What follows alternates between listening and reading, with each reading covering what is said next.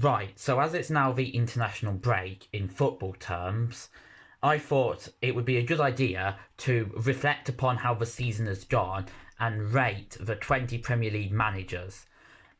This looks at not just them this season, and it doesn't just look at them in the Premier League. It looks at just how good they are as a manager. So I'm ranking them between 1 and 20, with 1 being the best and 20 being the worst.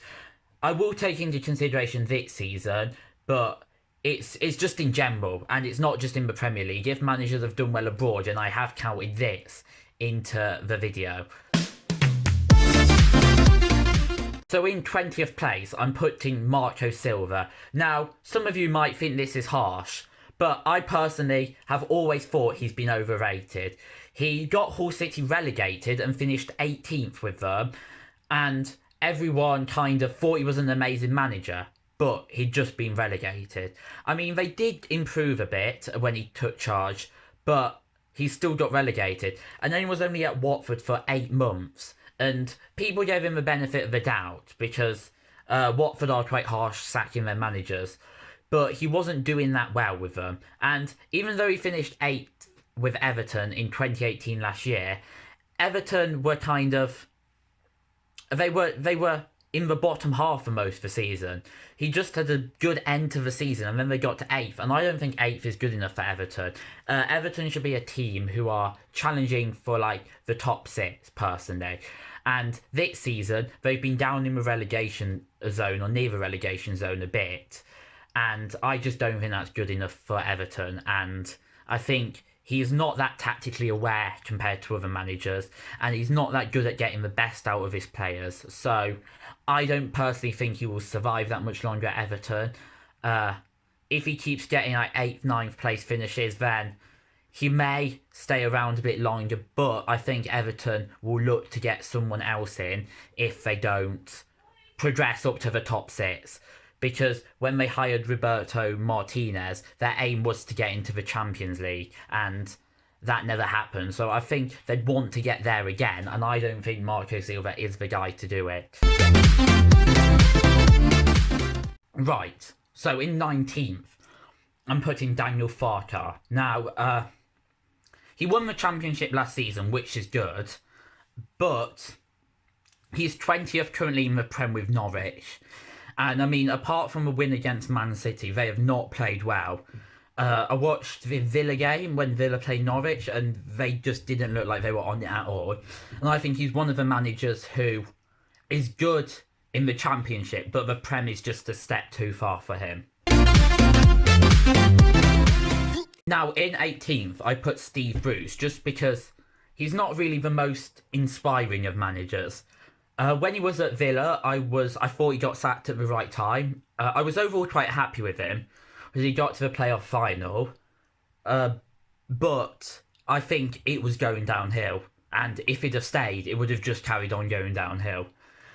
He's got the joint most promotions alongside Neil Warnock, which is a good statistic to have. He has been managing for ages, though. But I remember when he got relegated in 2015 with Hull, and that made me think, will he get relegated again with Newcastle? Because he's generally a better manager in the Championship. They're 13th currently, but for the majority of this season, they have been down the bottom end. They're only 13th just because they've got a couple of good wins recently. But he's only got a 28.1 win percentage in the Prem. 28.1. That is not very good at all. So I don't think it was the best appointment for Newcastle. They could have gone with somebody who aims higher. Steve Bruce is just really the manager that tries to keep you up. I think Newcastle should be aiming higher. I know they've got limited funds, but I still think, even with the squad they've got, they should be aiming higher up. And Steve Bruce hasn't yet got the best out of their front three, because I think only Joe Linton has scored this season, who's a striker. So there's still a lot of work to do for him at Newcastle, and I don't think he's the most inspiring of managers, because he's not proven he can do it consistently at the highest level. So in 17th is Kiko, Sanchez, Flores. Now, last time he managed Watford, I thought he was very harshly sacked. They were 13th in the Prem, and considering they were a newly promoted side, 13th is pretty good, and they never looked close to relegation that season. And they also got to the semi-final of the FA Cup, so I don't know where he was sacked, but he overall did well for them. They're 18th currently, and which is good considering when he took over they were 20th. And I reckon under him they've shown a bit more fight and determination in games in general.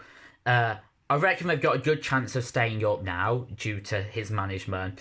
I reckon he's a good manager, but the reason I haven't put him any higher is because he's still 18th. Like, he was manager for a long time before they managed to get their first win, which was against Norwich. I reckon if he was a better manager, they would have got that win soon and moved on.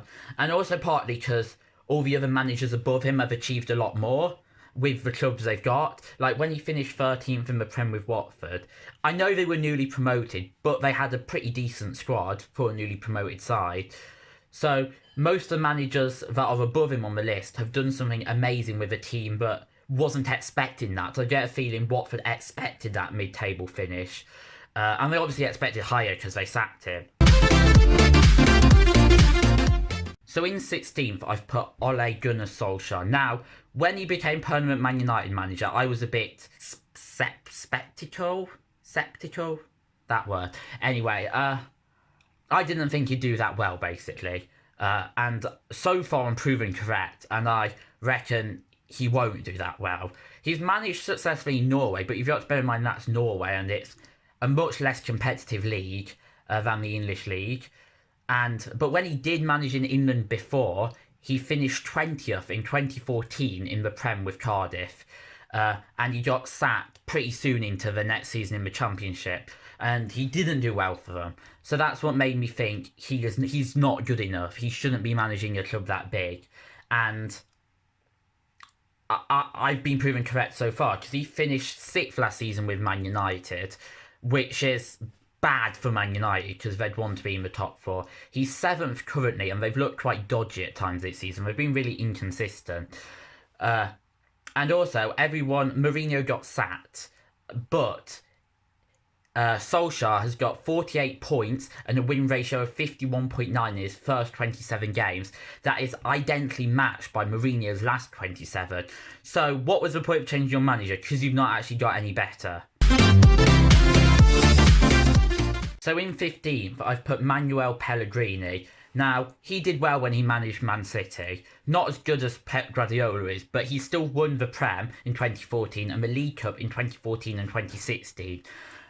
So I reckon he's got it in him to do well, but he's not really done that well at West Ham. Like, they're quite inconsistent, so they go through spells of doing really well. At the start of the season, I think they were like 4th at one point, and then now they are 16th. So I reckon that West Ham are a club that want to be finishing in the top half, and they're currently 16th, which is quite concerning. I know he's done well in the past, but I don't think he's impressed that well at West Ham so far. So in 14th, I've put Ralf Hasenhüttl. So what got him a job in the Premier League was that he finished 2nd in the Bundesliga with Leipzig, which was a good achievement considering in the Bundesliga you have lots of good teams that are challenging for the top 4. So to finish 2nd with Leipzig, which isn't one of the big standout German team names, is very impressive. And they were 18th when Mark Hughes left, and it was looking like a bit of a desperate situation, but he improved their style of play, got the best out of the players, and finished 16th. And even though it's only 2 places above, you could just tell that the fans liked him and everyone liked him, and to finish 16th with the players that Southampton have, I don't think is too bad. And even though he's 19th so far, and he could go soon, I do quite like him. I just think he's a good manager, and I think he knows what he's doing. I reckon Southampton will recover and stay up. But due to finishing 2nd in Leipzig and keeping Southampton up from it being a desperate situation when Mark Hughes was sacked, I think he's got to be 14th. So in 13th is Unai Emery. So he's currently 6th, which everybody's thinking it's a crisis at Arsenal, but it's not really, because when he took the job, it was kind of like he wasn't expected to finish in the top 4. He finished 5th last season, which was kind of what they expected, and they're 6th this season, which is sort of what they expect as well. When he came in, it was never going to be like, I'm going to get Arsenal to the top straight away. It was always going to be a bit of a kind of ongoing process, and I still think he's a man for Arsenal, despite people criticising him recently. And in all fairness, they're not doing that badly.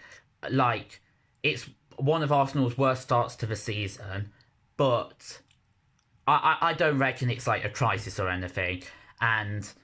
But he has won a lot in the past. For example, he's won the Europa League 3 times, any more than any other manager. And with PSG, he won the League 1. He won 2 Coupe de France's and 2 Coupe de la Ligues. And I know it's easier in France, especially if you're the manager of PSG, but you still got to like work hard and beat teams. So he's no higher because he's not really done amazing in the Prem yet with what he's got. He's kind of just stuck to like the minimum expected. But I don't think he's a bad manager or... Right, so I'm going to talk a lot about Dean Smith. Maybe as a Villa fan, I am being a bit ambitious putting him 12th, considering the fact that Villa are 3 points off relegation and are 17th in the league at the moment. But he's kind of, when he was a player, he played 2 seasons in the Championship and got relegated on both occasions. And he was basically just your average League 1 defender. He never got promoted as a player. So the difference from him being a player to a manager is pretty good. So I've researched him in quite a bit of detail because he's a Villa manager. Because I actually made like 4 pages of notes for this video. So in 2011, he took over Warsaw when they were 9 points adrift at the bottom of League 1. He managed to keep them up, which was pretty good considering they were 9 points off the bottom, and he finished 19th in their first full season in 2012. In 2013 they finished 9th, 6 points off the playoffs. In 2014 they finished 13th, and in 2015 they finished 14th, but they were second place in the EFL trophy. And in late 2015 he left for Brentford when Warsaw were 4th. So basically, he took over Warsaw when they were one of the relegation favourites and managed to keep them in the league for a decent amount of time, and he made them into a mid-table side. And now, just to give you a bit of perspective, Warsaw are struggling in League 2, so they got relegated and they're struggling now. So the fact that he kind of didn't get them relegated, even though he didn't get them promoted, I should... say that's an achievement. Also, when they were second in the EFL trophy, that was Warsaw's first visit to Wembley. So in late 2015 he left for Brentford, okay? And in his first season at Brentford he finished 9th, in his second they finished 10th, and in his third they finished 9th, which is a tremendous achievement. I remember Villa played Brentford a couple of times and he was the manager, and they looked good against us, to be fair. And considering Brentford shouldn't really be in the Championship, they're a League 1 side, like, on paper. They've got limited funds. It was one of the lowest in the league. To get 9th, 10th, 9th, and actually be in people's conversations about playoffs is an incredible achievement. He created one of the most attractive styles of play in the Championship, and he kind of proved himself as a Championship manager. I think he did really well with Brentford, yeah, of course. And I like the way he's an attacking kind of person. He's got his very set way of playing, which he knows, and he's done really well at Villa. So they were 14th when he took over. They finished 5th, okay, and obviously got promoted. And that was actually his first promotion as a manager. I thought it was well deserved. And even though we aren't doing that well this season, VAR has been against us, because there's been 3 instances where I feel that VAR was given the wrong decision for Villa. One of them was the Brighton game, when they said Wesley fouled the goalkeeper. I thought it was soft, it wasn't really a foul. There was obviously the Crystal Palace game, when Jack Grealish obviously didn't dive. And there was the Man City game, when Silva touched the ball. So, despite all that, if all that had gone in Villa's favour, I reckon we wouldn't be where we are. but we are where we are, and I don't think Villa have played badly at all this season, except from the Wolves game. I feel like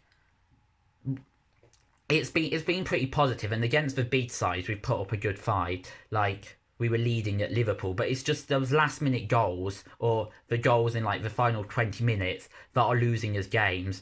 Because what we tend to do is, I remember Tottenham, the first game of the season, we got 1-0 up, but it was like 30 minutes in and we just decided to defend the whole game. You cannot really do that because it just kind of invites pressure. But I trust Dean Smith, and I don't want to see him get sacked this season. Even if Villa are 20th, I don't want to see him get sacked. Because I think he deserves to manage in the Premier League.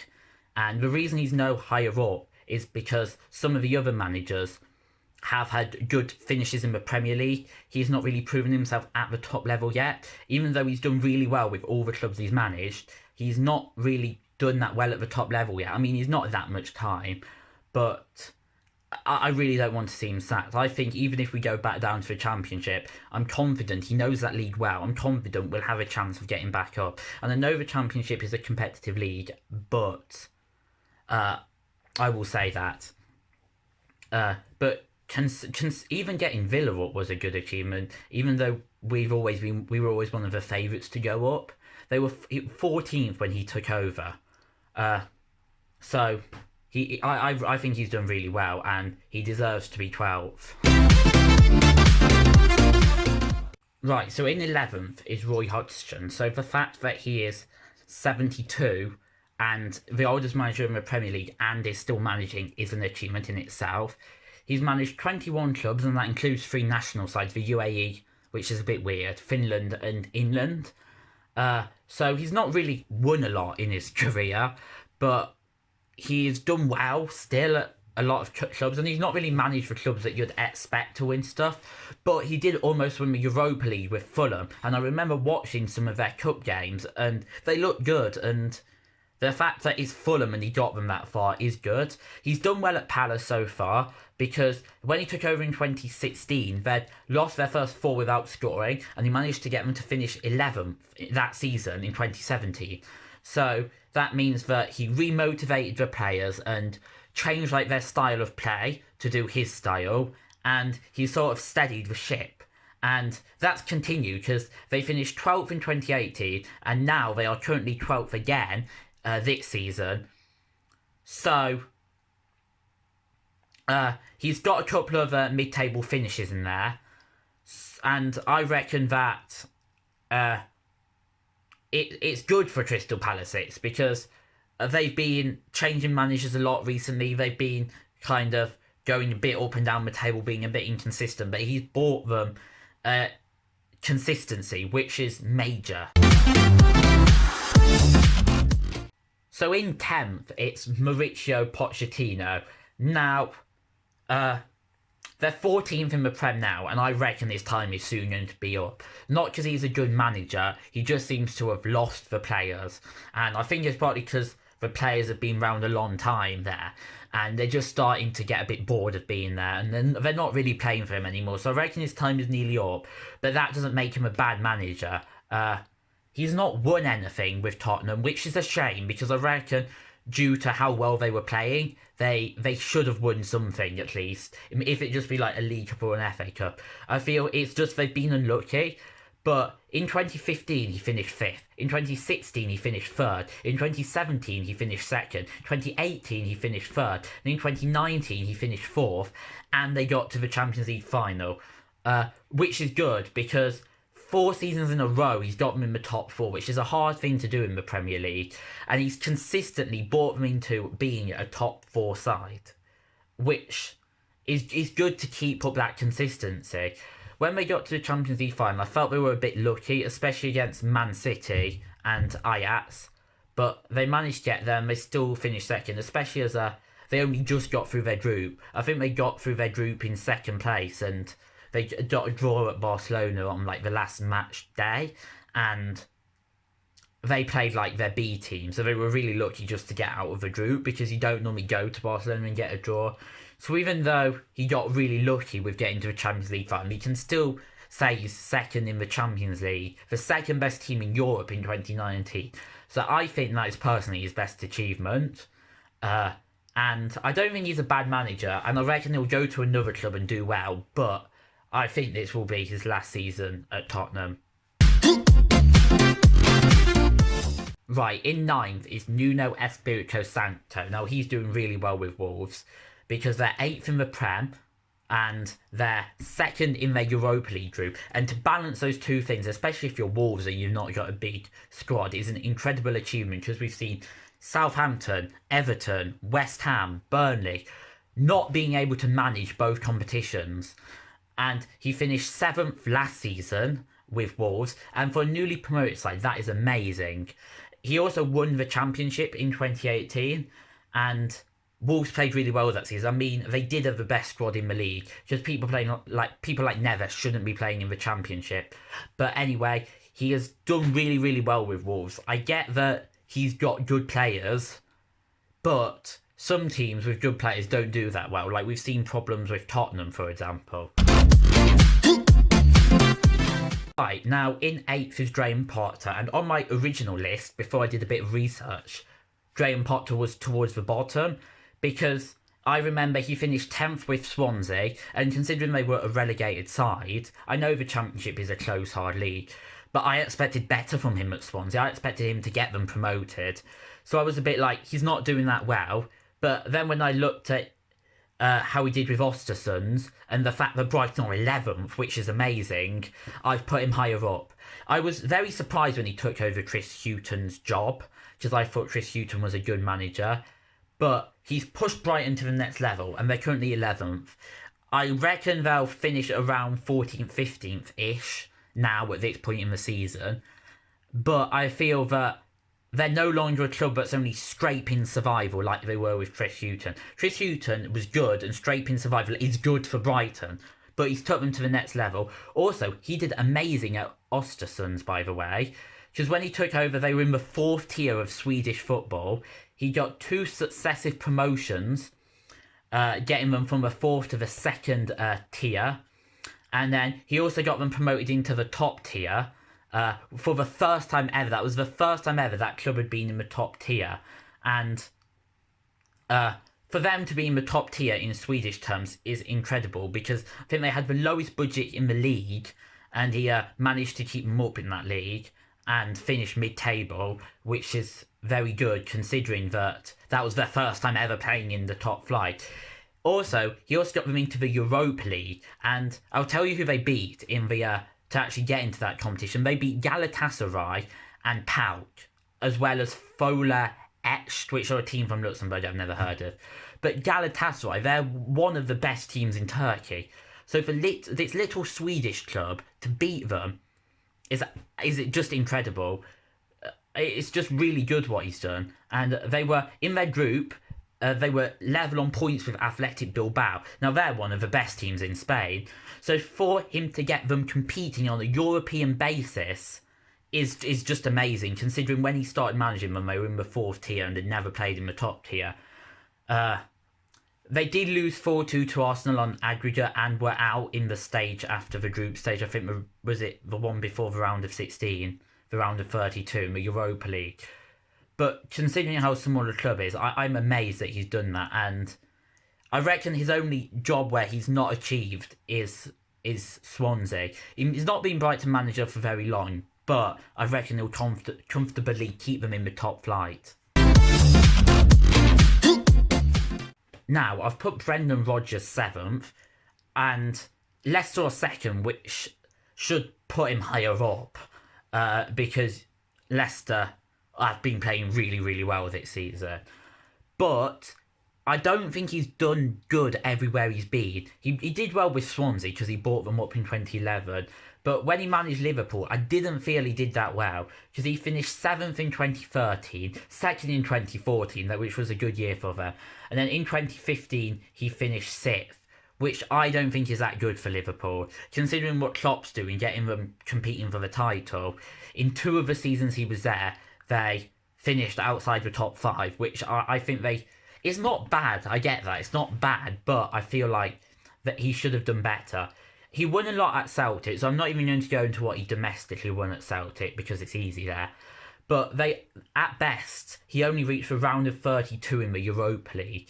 Now, I think Celtic should be judged on how well they do in Europe, and I don't think that's good enough. Because they should be progressing far in the Europa League, in my opinion. Or at least finishing third in their Champions League group and dropping down into the Europa League, because I reckon they're a team that could progress quite far in the Europa League, and he never really did that with them. So I reckon he's just been average kind of at all the clubs he's been to, but he's doing really well right now, so that's what propelled him up, because originally, if he hadn't been doing what he is at Leicester, he'd be quite low down. So I've decided to put Sean Dyche as 6th. Now, he got relegated from the Premier League, because in 2015 he finished 19th, but he bounced back, winning the Championship in 2016, which is not easy to do, because very rarely do a team that goes down come back up the next season. And he's consolidated Burnley as a Premier League team, which I think with the budget and players they have is good, because personally I think on paper they should be a Championship side. In 2017, he finished 16th. In 2018, he finished 7th, which was an excellent season and got them actually into the 4th round of the Europa League qualifying. And in 2019, he finished 15th, and they're currently 10th this season. But I think to keep Burnley up consistently is good, and that's what he's doing. So I reckon he's a really good manager. Right, in 5th, I decided to put Eddie Howe. Now, I really like him as a manager. I think he's tactically aware, he's hard-working, he's calm, and he's got the best out of Bournemouth players. I also think Bournemouth recruit really well, because they recruit players that are they actually play, first of all, and that are perfect to the team. So I reckon that's why Bournemouth have been doing so well. So in 2009, he took charge of Bournemouth, and he managed to keep them up in League 2 despite a 17-point reduction. Okay, and then the next season he got them promoted to League 1, even though they had a transfer embargo, which is pretty good. And then he went to Burnley under 2 mid-table finishes in the Championship, but then when he went back to Bournemouth, he started doing well again, because in 2013 he got them promotion to the Championship. Within 2 seasons in 2015 he got them promotion to the Prem, and in the Prem they have finished 16th, 9th, 12th and 14th and are now 9th.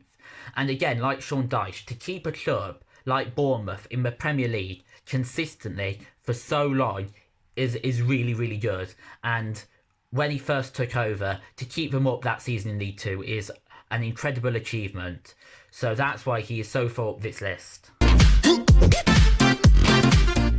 Right, now 4th is Frank Lampard, and it's really hard to judge him because he's not been a manager for very long.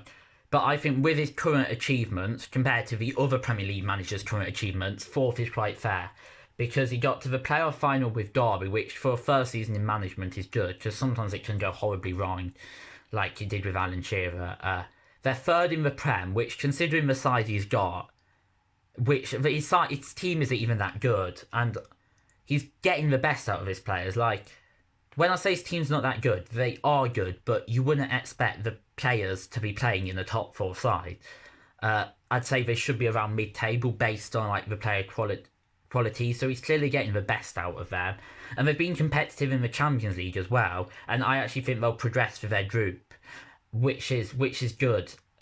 I just do question how well Chelsea will fare against big clubs, because they've not beaten a top 6 side this season. They're getting results against lower down teams, which is good considering not all top 6 sides can, like Tottenham and Man United. But they've lost to Man United twice. They've lost to Liverpool. That's just the big question mark at the moment, and why he's not higher up. I mean, the only big side they've beaten is Ajax. So, you know, I don't know if they'll cope all right, but based on his current achievements, I think 4's fair. Chris Wilder is a very, very, very good manager. In 2010, he was actually managing in the conference, so he's worked his way up really, really quickly. In 9 years, he's gone from the 5th tier to the 1st tier, and now Sheffield United are 5th. I tipped them for relegation. They are 5th. and they've actually played really, really well. They got a draw against Tottenham, they beat Arsenal, and even if those sides weren't playing that good, for Sheffield United to do that is amazing. So he got, in 2010, Oxford were promoted to League 2 via playoffs. In 2016, he won League 2 with Northampton. And then the following year, he won League 1 with Sheffield United. And he managed to get them promoted to the Premier League as Championship runners-up in 2 seasons. So, and even in their first season, they were playing well. They finished just outside the playoffs, I think.